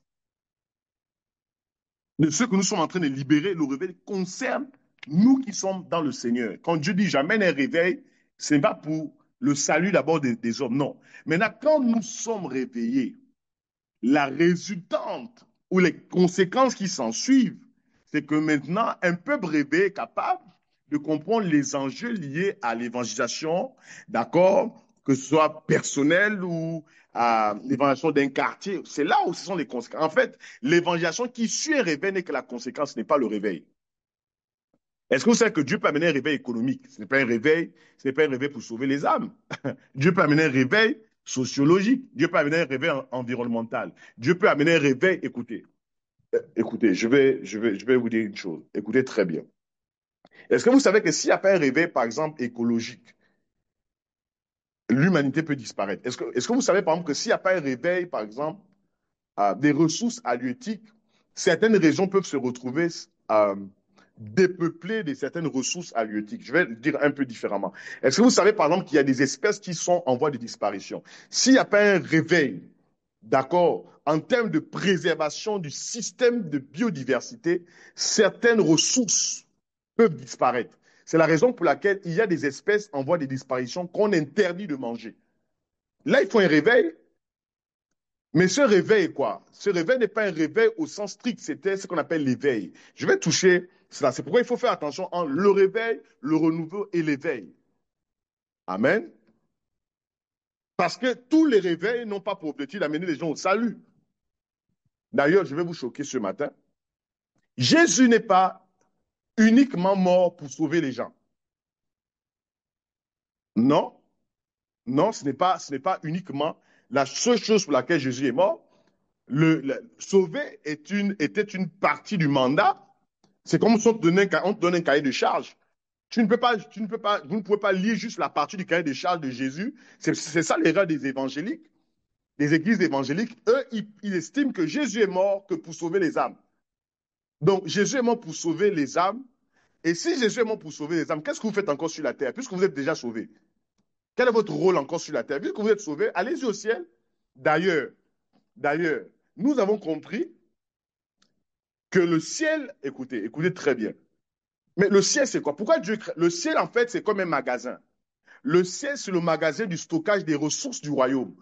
Parce que sinon, avant le ciel, Dieu vivait où? Dieu n'était pas SDF, nous avons l'habitude de le dire. Le ciel était créé par Dieu. C'est Dieu qui crée le ciel. C'est Dieu qui crée la terre. Sinon, avant le ciel, avant la terre, où était le marchepied de Dieu? Dieu vivait où? Dieu était SDF, non? Dieu vivait. Dieu est éternel. Il vit. Mais Dieu ne vit pas au ciel. Il faut qu'on déconstruise un certain nombre d'enseignements. Ça, c'est les enseignements des évangéliques. Que Dieu vit au ciel. Le ciel, en réalité, est devenu le trône. Pourquoi? De Dieu. Et la terre, le marchepied. C'est comme la présidence de la République. Le président ne vit pas à la présidence. La présidence n'est que le lieu de l'administration de la nation.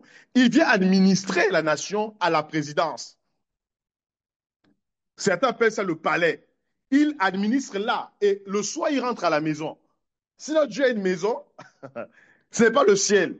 Le ciel, c'est le lieu des ressources, le lieu de stockage des ressources. C'est pourquoi, quand nous prions pour appeler la volonté de Dieu à s'accomplir, nous disons, notre Père qui es aux cieux, que ton nom soit sanctifié, que ton règne vienne, et que ta volonté soit faite où? Sur la terre comme au ciel. Pourquoi on parle des volontés au ciel? Parce qu'en réalité, il y a des ressources au ciel qui existent déjà. Il y a une santé qui existe déjà au ciel.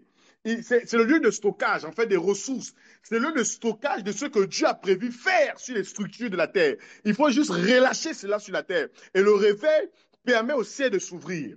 Si nous voulons que le ciel s'ouvre, nous devons comprendre le réveil. Parfois, Dieu verrouille le ciel parce qu'il n'y a pas de réveil. Et quand Dieu permet un réveil au travers des acteurs, il y a des protagonistes au réveil. Quand le ciel s'ouvre, les ressources sont libérées. Amen, amen. Est-ce que Dieu est en train de parler un peu ce matin? Dieu ne vit pas au ciel. Dieu administre à partir du ciel les ressources et les libère sur la terre qui est son marchepied. Et je vais taquiner quelqu'un. Et quand le soir est arrivé, il rentre à la maison. Il va se reposer. D'ailleurs, le repos, quand on parle du repos de Dieu, le repos de Dieu n'est pas lié au fait que Dieu aille dormir. Non, non, non, non, non, non. C'est pas, ça n'a absolument rien à voir. Le repos de Dieu, ça ne signifie pas Dieu a fini, maintenant Dieu va dormir. Non, c'est pas ça le repos de Dieu. Le repos de Dieu est une phase transitoire. C'est la phase transitoire entre ce que Dieu a accompli et ce que nous devons accomplir. Quand Dieu rentre en transition, Dieu rentre dans le repos pour libérer le relais. En réalité, quand Dieu entre en transition, c'est pour permettre à ce que nous, maintenant, nous puissions commencer à travailler. C'est la transition de Dieu. Il ne sommeille ni ne dort. C'est ça qu'en théologie, on parle de la transcendance de Dieu. On dit la main de Dieu n'est pas courte, mais Dieu n'est pas un homme pour avoir une main. Mais on parle de la transcendance. En même temps, on fait une description de Dieu comme étant un humain, d'accord, mais en même temps, il transcende en fait la nature humaine parce qu'il n'est pas un homme. Il ne sommeille, il ne dort. Donc, quand Dieu entre en transition, en réalité, on parle du repos aussi. C'est la raison pour laquelle, quand l'homme commence à travailler, nous considérons que nous sommes au 8e jour. Est-ce que je suis en train de parler à quelqu'un? Bref, je ferme ça rapidement. Revenons sur la notion de réveil. Donc, le réveil ce n'est pas le salut des âmes. Non. Le salut des âmes, ce n'est qu'une conséquence à ce que Dieu est capable de réveiller un peuple. Qu'est-ce que le renouveau?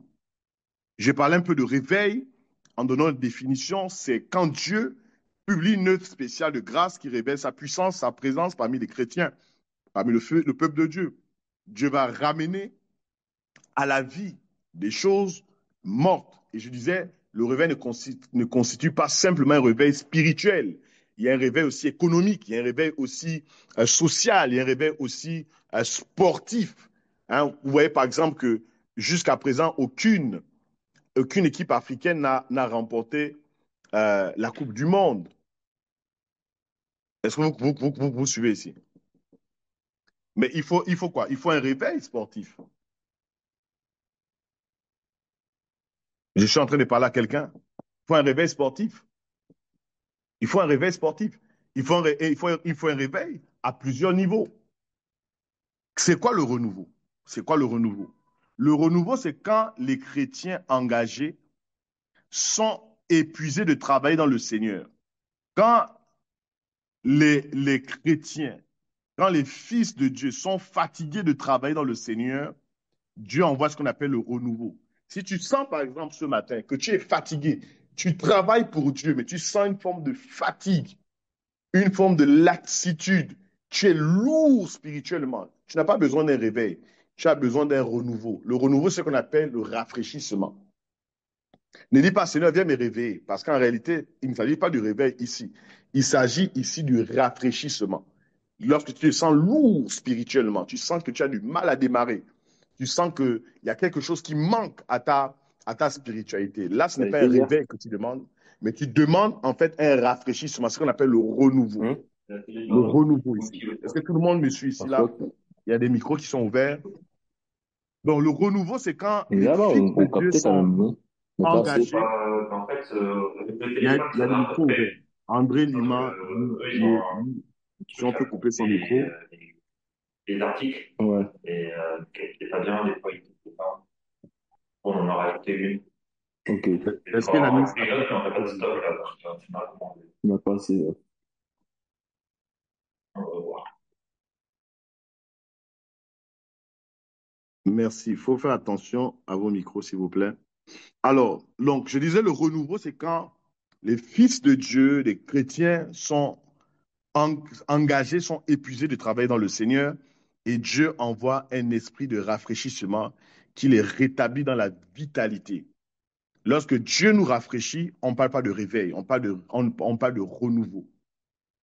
Et l'éveil est le moment où le réveil se répand et commence à affecter les communautés environnantes. C'est là où on parle d'éveil. Je prends un exemple. Dans le cadre de ce programme, qui va durer 50 jours, dans le cadre de ce programme, Royal Centre Impact, dans le cadre de ce programme, quand ce programme commencera à avoir un impact dans d'autres communautés, dans d'autres systèmes, dans les communautés environnantes, on ne parle pas de réveil, on parle de l'éveil. J'aimerais vraiment que la nuance soit bien établie. Le réveil, c'est quand Dieu publie une œuvre spéciale de grâce qui révèle sa puissance et sa présence parmi les chrétiens ou les fils de Dieu, si vous le voulez.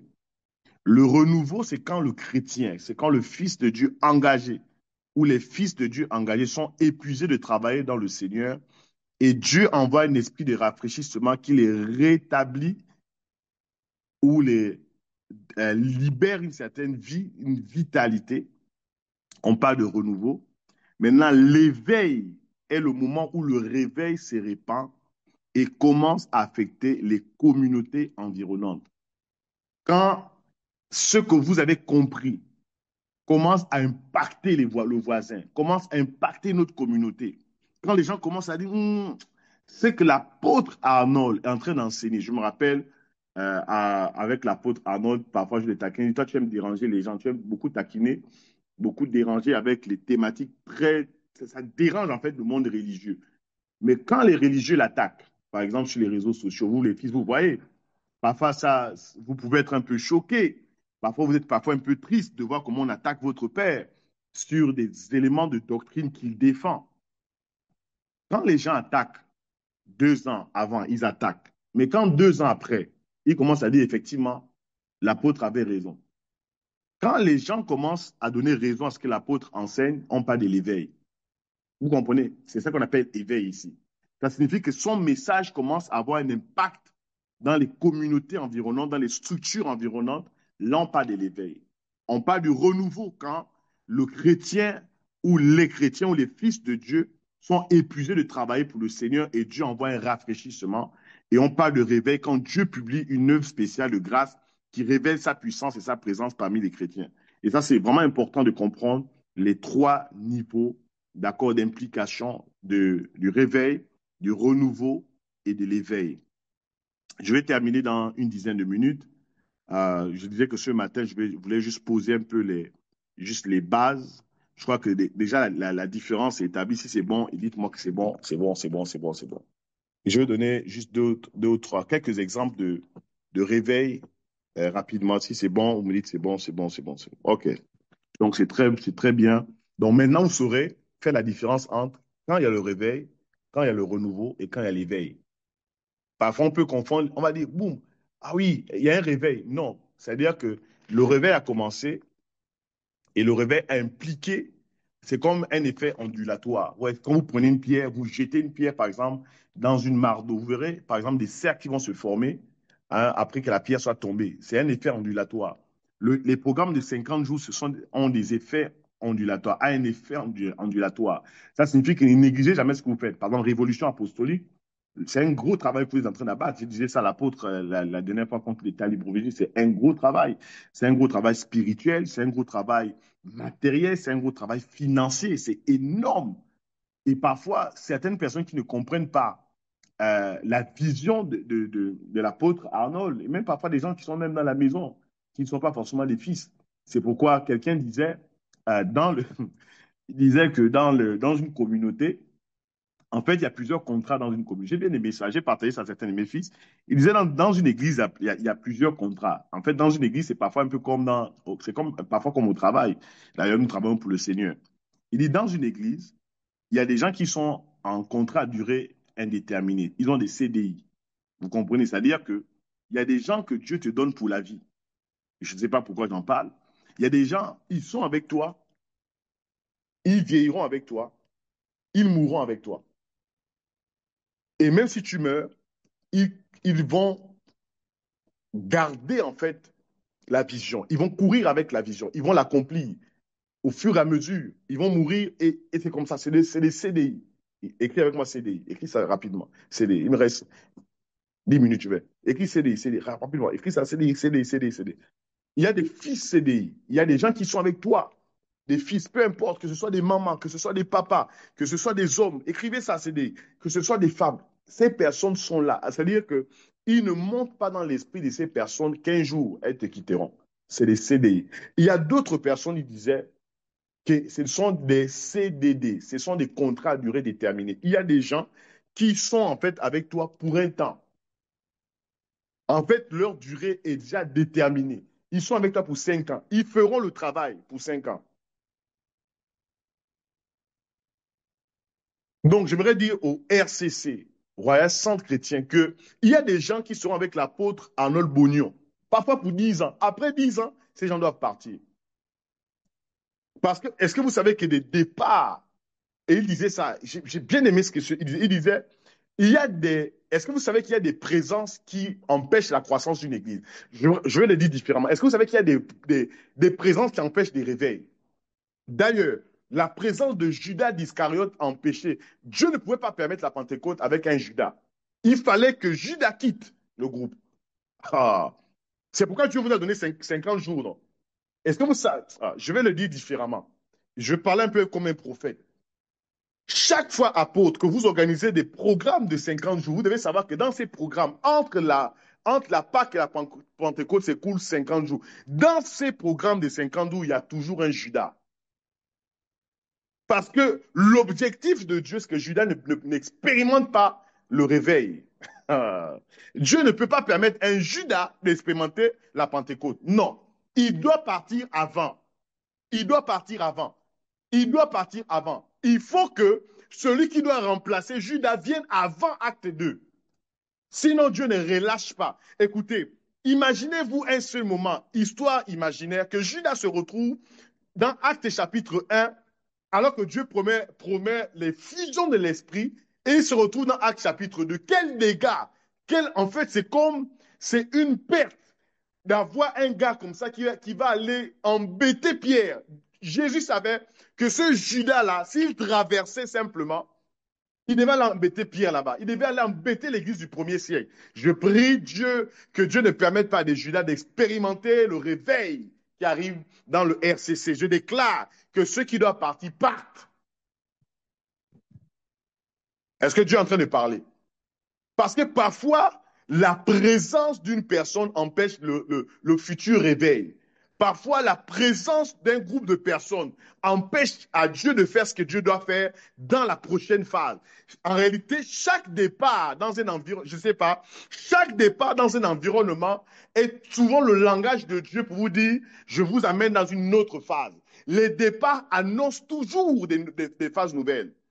C'est la raison pour laquelle, quand Lot est parti, Dieu a élevé qui? Dieu a élevé Eliezer de Damas. Il était longtemps attaché à Abraham. Mais à cause de Lot, Abraham ne regardait pas Eliezer. Je prie que Dieu permette à un père de commencer à regarder un fils qu'il n'a jamais en fait regardé parce qu'il y avait un Lot qui était là. Lorsque Lot est parti, des hommes quand Eliezer se sont levés. Regardez bien, Genèse chapitre 13, Lot quitte Abraham. Genèse chapitre 14, la Bible déclare que Dieu permet à Abraham de prendre 318 hommes, d'accord, nés dans sa maison. On sait tous qu'en gématrie, dans la science, en réalité, des études attachées aux lettres hébraïques qui sont associées aux chiffres, 318, c'est le nom d'Eliezer de Damas. Eliezer signifie 318. Moi, je pense que quand Abraham a armé 318 hommes, en fait, il n'a pas pris 318 hommes littéralement. Abraham s'est levé pour aller libérer Lot avec qui? Avec Eliezer de Damas. Parce que quand vous prenez en gématrie, il y a le nom Eliezer de Damas, vous faites l'association des lettres associées aux chiffres, ça se donne exactement 318. En fait, Abraham a juste pris un fils. Il a pris le meilleur des fils qui existaient avant la naissance d'Isaac. Il a dit à ce gars-là, je vais aller libérer ce Lot-là. Le gars qui a un peu fait des tensions dans le ministère. Je prie que Dieu suscite dans cette génération des Eliezer de Damas, des hommes qui n'ont jamais été vus, des femmes qui étaient dans le secret. Elles ne sont jamais montées sur l'estrade. Elles n'ont jamais tenu le micro. Parfois, ces gens-là sont là. Ne tiennent pas le micro, mais donnent plus d'argent. Ne tiennent pas le micro, mais fléchissent plus les genoux. Parfois, celui qui tient le micro là, c'est celui qui critique encore le pasteur. C'est celui qui critique encore l'apôtre. C'est celui qui critique encore la prophétesse. C'est celui qui critique encore Maman Noélie. Pourquoi je parle de ces choses? Je suis en train de dire que dans cette phase, alors que nous sommes en train de monter progressivement dans ce programme de 50 jours, Dieu est en train d'élever des fils à l'apôtre Arnold Bougnon, partout dans la nation. Partout dans les nations, Dieu donnera à cet homme des fils pour accomplir. Parfois, nous pouvons voir des songes. Nous pouvons voir des choses, mais dans ces choses que nous voyons, en réalité, ce n'est pas l'apôtre Arnold Bougnon qui accomplira ces choses. En fait, Dieu accomplira la vision qu'il donne à son serviteur au travers des fils qu'il donne à son serviteur. Il y a des choses que Dieu permettra d'accomplir dans cette vision, dans le RCC, au travers des fils que vous êtes. Parfois, lui-même ne verra pas ces choses, mais des fils qui sont en train d'émerger verront ces choses. Je prie que vous soyez de cette génération qui s'élève lorsque les Lot partiront, que des Eliezer s'élèvent maintenant.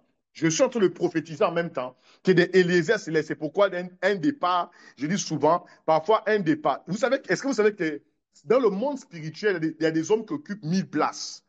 Lorsque cette personne part, 1000 personnes arrivent. Est-ce que je suis en train de parler à quelqu'un ici? Est-ce que je suis en train de dire à quelqu'un que parfois, vous verrez que parfois, quand Dieu suscite un réveil, le réveil vient aussi avec la purification. Le réveil vient aussi avec la sanctification de l'environnement. Quand Dieu amène un réveil, Dieu fait tomber les masques. Les masques commencent à tomber. Ceux qui sont faux sont exposés pendant un réveil. C'est le réveil qui expose le faux. C'est le réveil qui expose ceux qui ne sont pas sincères. Le réveil expose ceux qui n'aiment pas la prière. Le réveil expose ceux qui n'aiment pas la sanctification. Le réveil expose.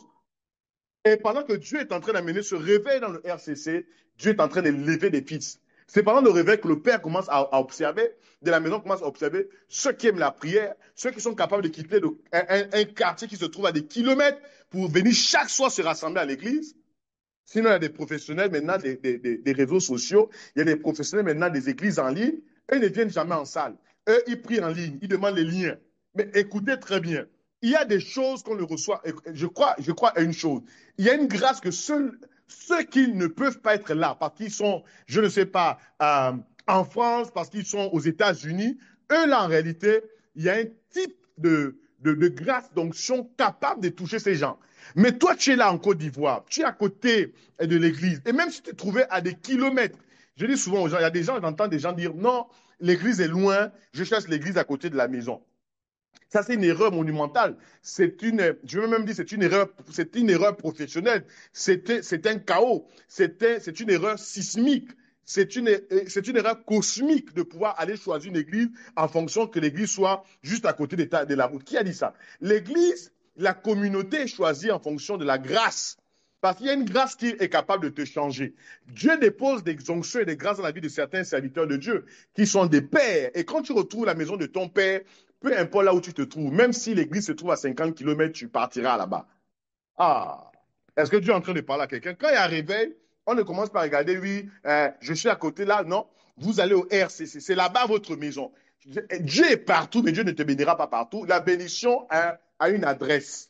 Et j'aimerais dire à quelqu'un ici, j'aimerais dire au fils de l'apôtre Arnold Bognon, que la bénédiction a l'adresse. L'adresse de cette bénédiction, c'est Révolution apostolique. L'adresse de cette bénédiction, c'est le RCC. Si, écoute, tu vas changer d'église, tu vas changer de communauté, mais arrêtez, tu trouveras Dieu, mais Dieu ne te bénira pas. Dieu te dira, écoute très bien, Dieu te dira, je suis là dans cette église, mais en réalité, je ne peux pas te bénir, je n'ai rien. Tu deviendras comme un Ésaü qui viendra au moment où Dieu a béni Jacob et Isaac te dira que, écoute, j'ai tout donné. Il y a des endroits où en réalité le Père a tout donné à ceux qui sont ses véritables fils. Toi, tu n'as rien. Trouve la maison de ton Père. Je suis en train de prophétiser et dire que dans ces 50 jours, que Dieu élève des fils aux côtés de l'apôtre Arnold Bognon qui l'aideront à aller faire des voyages, toucher des territoires. Il y a des gens qui ont besoin de révélations pour donner de l'argent, ont besoin de révélations pour financer le royaume de Dieu, ont besoin de révélations pour faire un certain nombre de choses. Non, ils ont besoin de révélations. J'ai discuté avec quelqu'un, je vais terminer, sinon je vais prendre le temps. 2 minutes, à quoi 2 minutes? J'ai discuté avec une dame.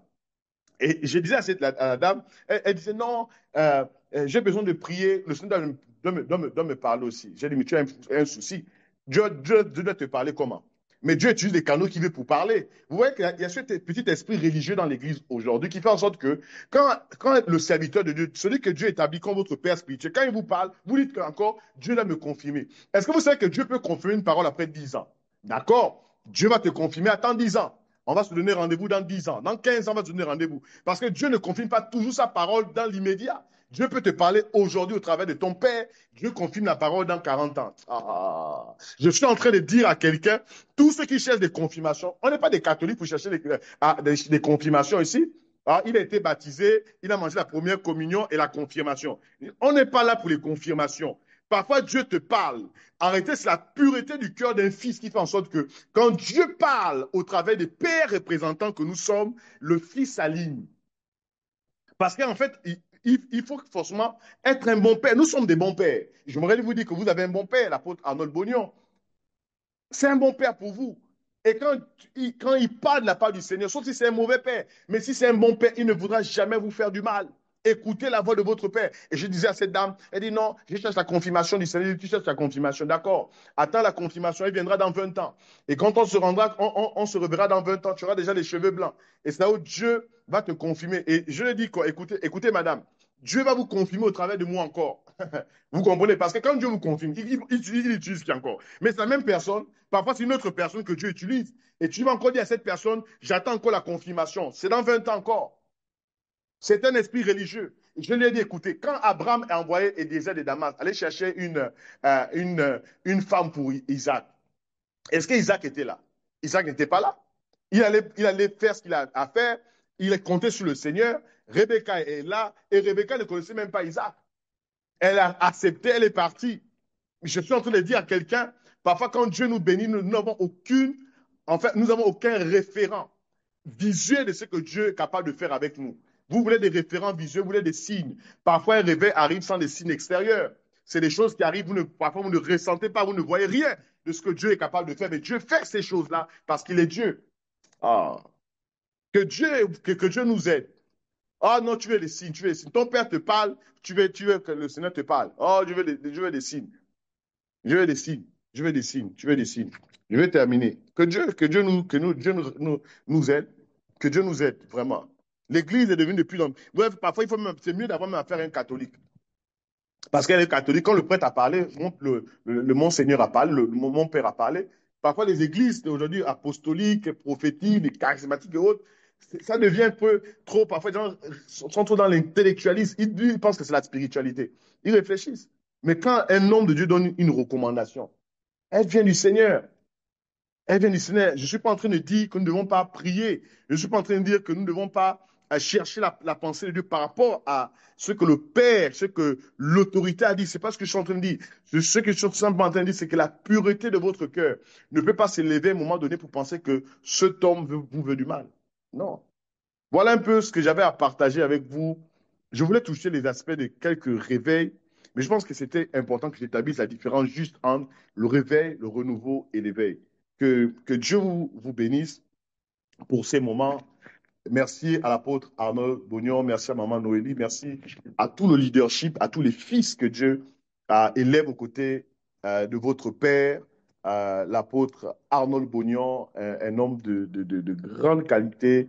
Vous savez, parfois, quand vous êtes avec vos pères, vous négligez. Vous négligez ça. Dans 10 ans, vous verrez quand cet homme deviendra ce que Dieu appelle à ce qu'il devienne dans 20 ans. Vous n'aurez que vos yeux pour pleurer, pour dire, ah, mais pourtant j'étais avec lui. J'étais avec lui. J'étais avec lui. J'étais avec lui. Apprenez à considérer les combats. Il y a des fils. Hein, vous savez, c'est important d'être aussi au début des œuvres. Être au début, combattre avec lui, voir ses peines, voir ses pleurs, voir ses souffrances, voir ses rêves. Parfois, est-ce que parfois Dieu interdit à certaines personnes de rêver? Il y a des gens, parfois, ils disent non, je ne rêve pas, je ne rêve pas. En fait, si Dieu te permet de rêver, tu vas devenir orgueilleuse. C'est pourquoi Dieu coupe les rêves. Alors, est-ce que vous savez, je vais vous dire une chose, et je termine par là. Est-ce que vous savez que quand vous vous associez un père, à votre père, Dieu coupe vos rêves? En réalité, on ne peut pas rêver quand on est aux côtés d'un père. On doit accepter de ne plus rêver. Parce qu'en fait, une partie du rêve, dans les parties du rêve de votre père se trouve en fait votre rêve à vous. C'est la raison pour laquelle les frères de Joseph ne rêvaient pas. Parce que si les frères de Joseph rêvaient, en réalité, la destinée de Joseph ne serait jamais accomplie. Parfois, Dieu coupe les rêves de certaines personnes pour accomplir le plus grand rêve.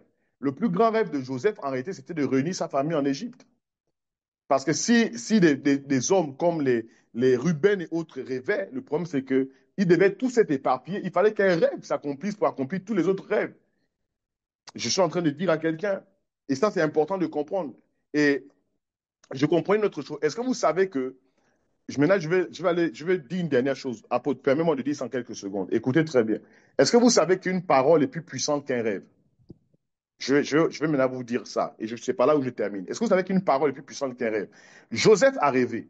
Et dans les rêves de Joseph, il voit, vous savez tous, cette vache grasse, cette vache maigre. Ensuite, il voit des épis, il voit des étoiles et des choses comme ça. Voilà, quand je parle des rêves, des vaches, là, il est déjà en Égypte. Donc, Joseph a eu plein de rêves, que ce soit en Égypte. Mais dans le contexte, par exemple, avant d'être en Égypte, il rêve de quoi? Des étoiles. Il voit les étoiles qui se prosternent avec la lune, la lune, le soleil qui se prosternent. Et lui, il reste l'étoile. Il voit aussi les gerbes qui se prosternent devant la gerbe. Et ça crée des conflits. Et parfois, des fils sont même en conflit avec celui qui est. Ah. Parfois, les gens sont en conflit. Vous savez, vous pouvez avoir plus d'onction même que votre père. Mais vous ne serez jamais votre père. Vous ne serez jamais votre père. Vous pouvez avoir plus de grâce que votre père. Vous pouvez avoir fait plus d'études que votre père. Vous ne serez jamais votre père. Et Joseph a des songes. Joseph a des rêves. Et Dieu verrouille les rêves même de son propre père pour permettre à ce que ce rêve-là s'accomplisse. Écoutez très bien. Quand Joseph arrive en Égypte, il devient gouverneur, premier ministre. Et tous les autres viennent par la suite. Il découvre que Joseph n'est pas mort. Et puis, il fait monter son père et tout. Il montre 70 personnes en Égypte. Ils s'établissent à Goshen. Mais souvenez-vous d'une chose. Lorsque Israël, Jacob, doit bénir ses fils dans Genèse chapitre 49, il donne à Judas la prééminence. Sur qui? Il donne prééminence. Est-ce que vous savez que celui qui a prééminence est supérieur au premier-né? Écoutez, la seule onction qui peut vous permettre d'être premier parmi le premier, c'est la prééminence. Mais la prééminence était donnée par une parole, pas par un rêve. Et la prééminence était donnée par un père. Je suis en train de dire à quelqu'un, un jeune, je suis en train de donner un fils ici, que tu peux avoir tous les rêves du monde, mais celui qui te donne la prééminence, c'est ton père. Et celui qui a eu prééminence, c'est Judas. J'aurais pensé que Israël aurait donné prééminence à Joseph. Joseph n'est pas prééminence. Celui qui avait la prééminence, c'était Judas. Or, Judas se trouvait au départ dans le rêve de Joseph. Je peux dire à un fils ici que tu peux être au départ dans le rêve de ton père, mais avoir prééminence, en réalité, le jour où ton père ne sera plus. Je suis en train de dire à quelqu'un que cherche la parole de ton père, ne cherche pas les rêves. Cherche pas les rêves. Les gens veulent rêver, mais ils ne veulent pas avoir la parole. Ils ne veulent pas avoir la parole.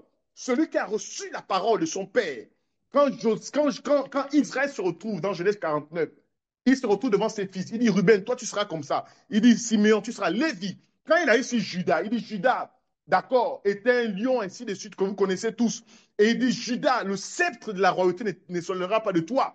Il dit, tu auras prééminence sur qui? Sur tous tes frères, notamment sur Joseph. On sait tous que Joseph était gouverneur, mais la prééminence était sur Judas. Je suis en train de dire à quelqu'un qu'on peut avoir des rêves.